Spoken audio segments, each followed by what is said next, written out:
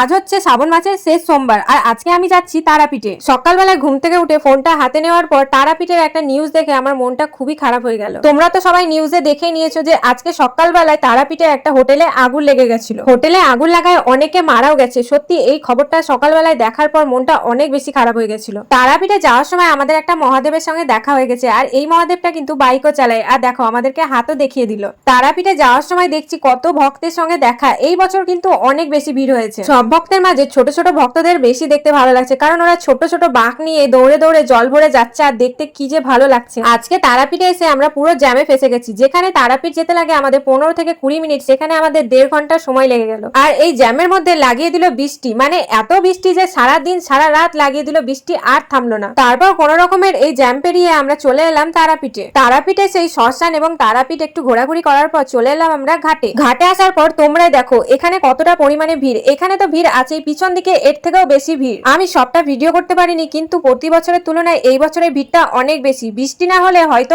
আরো বেশি ভিড় হতো। এবছরটা আমাদের জল ঢালা হবে না, তাই সবাইকে দেখে একটু আমার মনটা খারাপই করছিল। এই বছর আমি স্নান করব না ভেবেই গেছিলাম, কিন্তু বৃষ্টির জলে আমাকে 10 বার স্নান করে দিয়েছে। বাড়ি আসার সময় তারাপীঠ গেটের কাছে যখন এসেছি এত পরিমাণে বৃষ্টি যে সবাই তারাপীঠ গেটের নিচেই দাঁড়িয়ে গেছে। তারপর এখানে কোনো রকমের একটা টোটো খুঁজে এখন যাচ্ছি বাড়ির দিকে। দেখা হচ্ছে তোমাদের সঙ্গে নেক্সট ভিডিওতে। সবাইকে টাটা।